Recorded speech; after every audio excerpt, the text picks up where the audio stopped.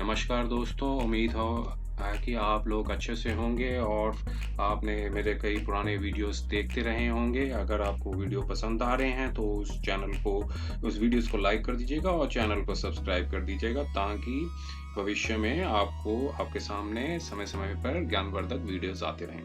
तो दोस्तों, ये वीडियो जो बनाया है ये उन लोगों के लिए बनाया है जो लोग जिन पर 498 ए का जो केस लगा हुआ है और वो अभी हाई कोर्ट में जाने की सोच रहे हैं, या फिर उन्होंने अपना मन बना लिया है हाई कोर्ट में ये पिटीशन फाइल करने के लिए, ताकि जो चार्जेस हैं या चार्जशीट फाइल की है या एफआईआर जो है वो क्वैश कर दी जाए, क्योंकि उनको या तो उन्होंने परामर्श लिया है, या फिर परामर्श लेने के बाद ये निर्णय पहुंचा कि हाई कोर्ट में जाने से रिलीफ मिल जाता है।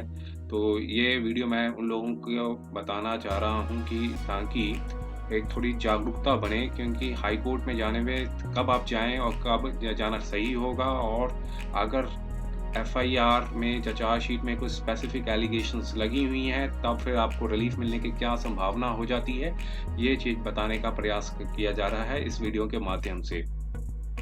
तो दोस्तों, ये जजमेंट बेशक आपके किसी काम नहीं आएगी, लेकिन ये काम उन लोगों के लिए काफ़ी हेल्पफुल होगी अगर वो देखें कि ये जजमेंट में जो रिलीफ लेने गए थे उनको रिलीफ हाई कोर्ट ने नहीं दिया, बल्कि खारिज कर दी उनकी पिटीशन। तो ये लेटेस्ट जजमेंट है 16 जुलाई 2021 की तेलंगाना हाई कोर्ट ने दी थी। तो हम इसके टाइटल पे हम नहीं जाते हैं, चूँकि अब इसमें उठाया क्या था, यहाँ पे एक महिला ने एक पिटीशन डाली थी जो अपनी बहू के अगेंस्ट कि उनकी जो बहू ने केस लगा रखा था 498 का और उसे क्वैश करने के लिए गई थी, लेकिन तेलंगाना हाई कोर्ट ने, माननीय तेलंगाना हाई कोर्ट ने उनकी याचिका को खारिज कर दिया। आप जाइए उस पे देखते हैं और उस पिटीशन में डाला था क्या ग्राउंड्स रेज़ किए थे, इसको जानिए। अगर ये ग्राउंड्स और फैक्ट्स आपके साथ टैली करते हैं तो फिर आप समझ जाएँगे कि आपकी जो पिटीशन है उसमें कितनी संभावना बन जाती है। ये आप खुद अपने आप से डिसाइड कर पाएँगे आसानी से, अगर हम इन जजमेंट्स को एक बार अच्छे से देखेंगे और एनालाइज़ करेंगे। बेशक 50-98 केस ए का जो केस है झूठा है, लेकिन अगर उसमें एलिगेशंस लगी हैं और डायरेक्ट एलिगेशंस लगी हैं तो किस हद तक रिलीफ मिलती है इसके बारे में जानने की कोशिश करेंगे, और इससे अपनी थोड़ी-सी जानकारी बढ़ाएँगे इस जजमेंट के माध्यम से।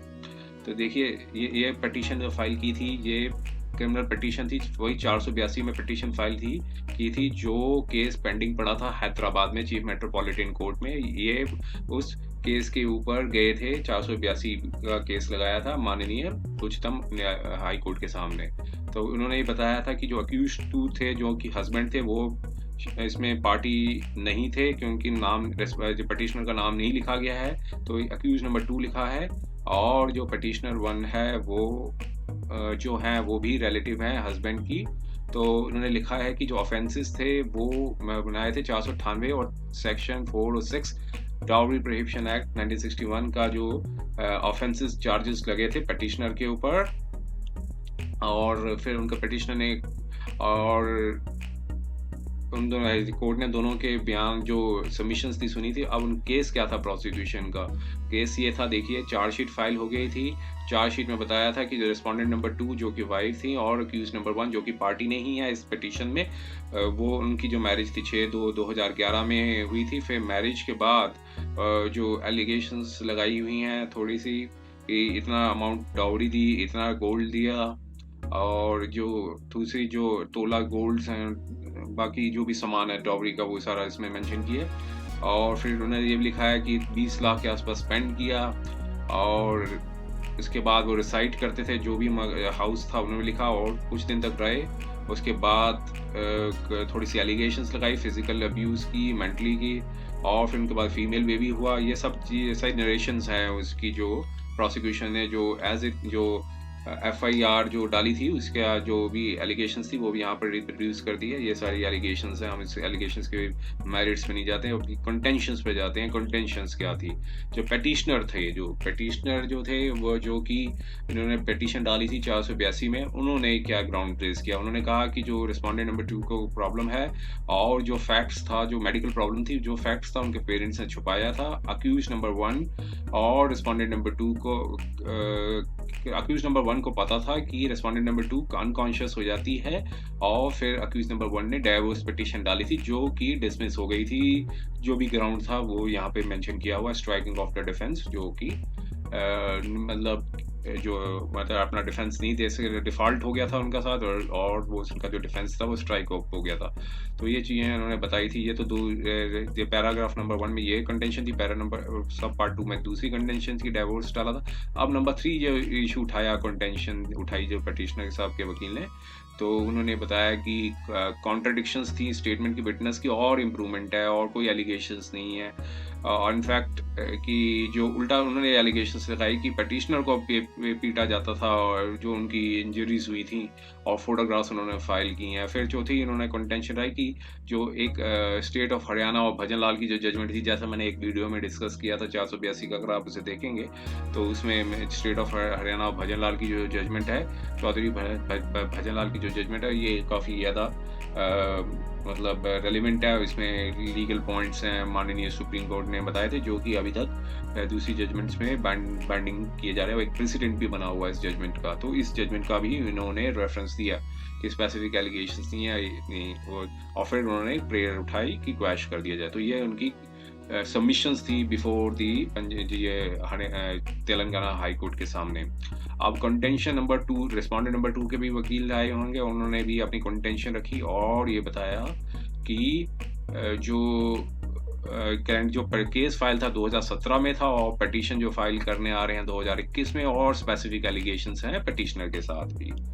और फिर उन्होंने बताया कि पुलिस ने चार्जशीट फाइल की थी, और चार्जशीट तभी फाइल की थी जब स्टेटमेंट्स ऑफ विटनेसेस और एविडेंसेस कलेक्ट करने के बाद ही फाइल की थी। और कॉन्ट्राडिक्शंस जो बता रहे हैं, और वो उल्टा उनकी स्टेटमेंट में कॉन्ट्राडिक्शन है जो पिटिशनर ने डाला है, पैरा नंबर 607 उनकी जो पिटिशन डाली। और फिर साथ में सबसे बड़ा पॉइंट ये उठाया कि ये सारे इश्यूज ट्राइबल हैं। तो देखिए, जब भी पिटिशन डालेंगे तो स्टेट के काउंसिल होंगे, चाहे आप 100% ही सही हों, लेकिन स्टेट के काउंसिल और जो कंप्लेनेंट के काउंसिल यही इशू उठाएंगे। उन्हें भी लगता होता है कि केस मेंटेनेबल नहीं है, लेकिन फिर भी वो यही कहते हैं कि ये इश्यूज ट्राइबल हैं, ताकि उनको रिलीफ हाई कोर्ट से ना मिल सके। वो एज यूजुअल हमेशा ही ये इशू उठाएंगे कि ये सारे इश्यूज हैं ट्राइबल इश्यूज हैं। ये जो क्रिमिनल कोर्ट में जो ट्रायल चलेगा उसी में ही अपना सच झूठ का फैसला हो पाएगा, जब आप एविडेंसेस को लीड करेंगे।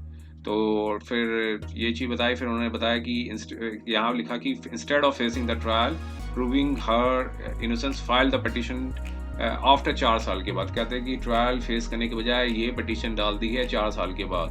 तो ये उनकी कंटेंशन थी कि इसको डिसमिस कर दिया जाए पिटिशन को। और फिर प्रोसिक्यूशन ने डाली अपनी सबमिशंस थी। प्रोसिक्यूशन ने भी कहा कि स्पेसिफिक एलिगेशंस हैं पिटिशनर के साथ, और पिटिशनर 1 और 2 हरास करते थे और मेंटली फिजिकली जो भी एलिगेशंस थी उसी के बेसिस पे बोला। फिर इन्होंने ये इशू उठाया कि these are the tribal issues, तो ये आप इनको ट्रायल फेस करो और प्रूव करो इनोसेंस को।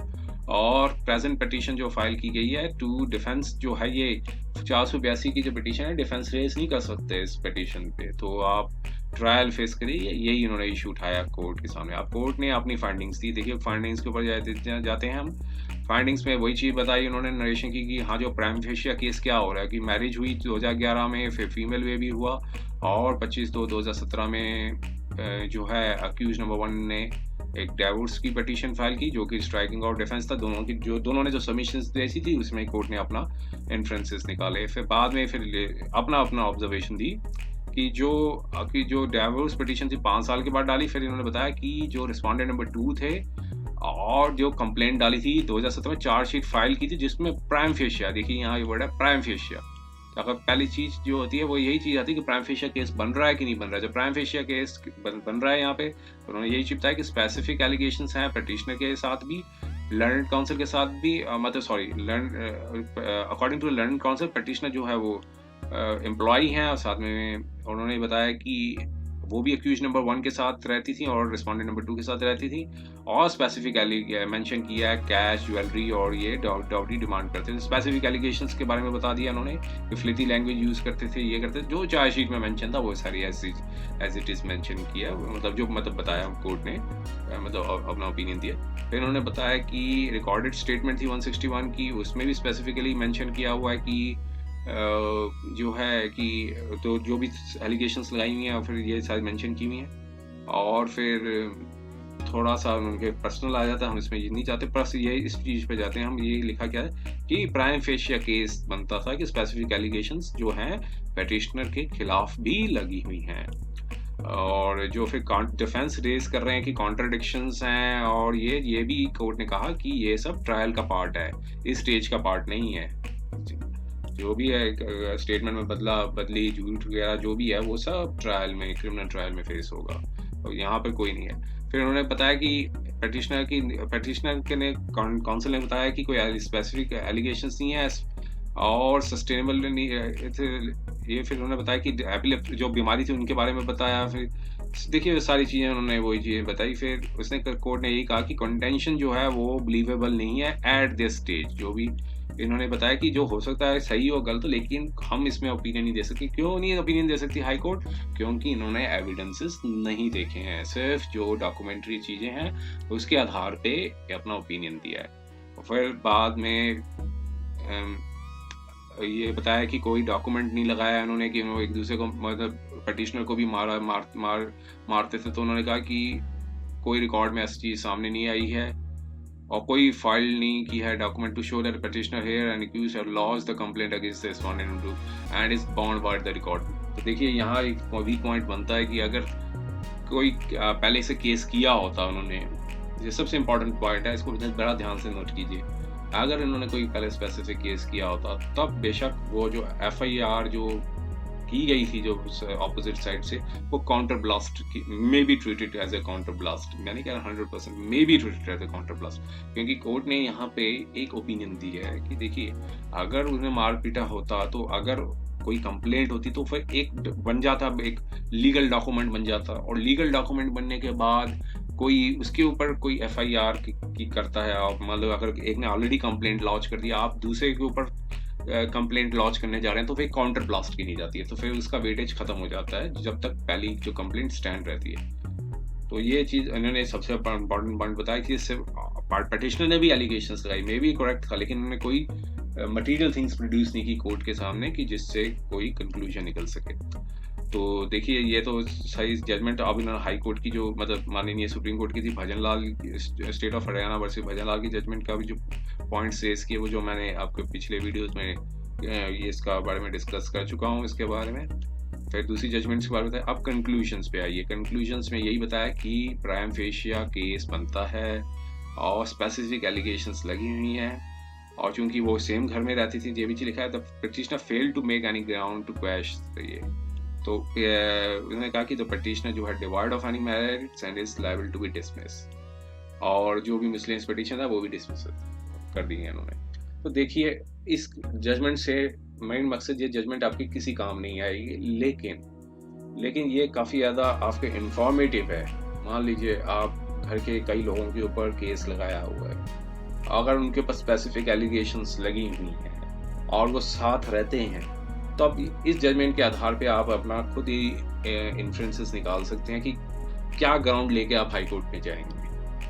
क्योंकि जो भी ग्राउंड लेके जाएंगे उसमें को माननीय हाई कोर्ट यही कहेगी कि ये स्टेज नहीं है, ट्रायबल का ही इशू है, ये सब अब ट्रायल होगा उसमें आप अपने आप को अपनी इनोसेंस बताइए, हम इस लेवल पर इस स्टेज पे आपको रिलीफ नहीं दे सकते। ऐसी अगर ये फैक्ट्स हैं आपके साथ मैच करते हैं तो, क्योंकि हाई कोर्ट में जाएंगे, पिटीशन डालेंगे, जी फ्री ऑफ कॉस्ट तो होगा नहीं, उसमें आपका एक्सपेंडिचर होगा। और अगर हाई कोर्ट आपकी स्टेट में है, मतलब आपके सिटी में है जहाँ रिसाइड करते हैं, तब तो फिर भी ट्रांसपोर्टेशन कम होगा। लेकिन आप दूसरी सिटी में जाएंगे, वहाँ फिर आपको सर्वे करना पड़ेगा और रेफरेंस लेना पड़ेगा, फिर उसके बाद आप फाइल करेंगे, और बाद में और साल, 1.5 साल, 2 साल के बाद जो वर्डिक्ट आएगा वो अगर ऑपोजिट आएगा तो आप खुद ही इस चीज के बेसिस पे आप अपना कंक्लूजन निकाल सकते हैं। हाँ, वो लोग बिल्कुल बेनिफिशियल हैं जिन पे एलिगेशंस नहीं लगी हैं। मैकेनिकल नाम पुलिस ने इंसर्ट कर दिया है एफआईआर में और चार्जशीट में। अगर चार्जशीट में भी अगर रिलीज कर दिया तो तब भी जाने का कोई फायदा नहीं है। मतलब ऑलरेडी पुलिस ने रिलीफ दे दिया है, तब तो फिर उनको कोर्ट से रिलीफ लेने की कोई जरूरत ही नहीं है। अगर चार्जशीट में मैकेनिकल नाम डाल दिया है, कोई एलिगेशंस, स्पेसिफिक एलिगेशंस नहीं है लगी हुई है, और रिसाइड नहीं करते हैं, दूसरे शहर में रहते हैं, वो उनके लिए बहुत हेल्पफुल है। उनके लिए वो बेशक जाएं, उनके लिए हाई कोर्ट में मतलब रिलीफ मिलने के जो चांसेस हैं वो काफ़ी हाई हैं। तो देखिए, मैं ये नहीं कह रहा कोई भी जजमेंट है वो आपके लिए 100% एप्लीकेबल है, नहीं है। प्रोज एंड कॉन्स सब जगह होते हैं, लेकिन एक अपना एक इन्फ्लुएंस, अपना एक ओपिनियन और बना सकते हैं, सिग्निफिकेंट जो है अपना ओपिनियन बन सकता है कि इस जजमेंट के बेसिस पे कि क्या हाई कोर्ट जाना ठीक रहेगा। अगर स्पेसिफिक एलिगेशंस लगी हैं चार्जशीट में, मटेरियल थिंग्स लगी हैं, बेशक झूठी कंप्लेंट है, लेकिन हाई कोर्ट उस स्टेज में आपको रिलीफ दे सकता है कि नहीं दे सकता है, ये चीज़ों के ऊपर आप इस जजमेंट के बेसिस पे आप अपना इन्फ्रेंसेस निकाल सकते हैं। तो ये था मेरा एक छोटा सा वीडियो आपकी जानकारी बढ़ाने के लिए। उम्मीद है ये वीडियो अगर आपको पसंद आया तो प्लीज़ इस वीडियो को लाइक जरूर कर दीजिएगा और इस चैनल को सब्सक्राइब कर दीजिएगा, ताकि भविष्य में और भी इस प्रकार के वीडियोस आपके सामने समय समय पर आते रहे। समय देने के लिए बहुत बहुत धन्यवाद।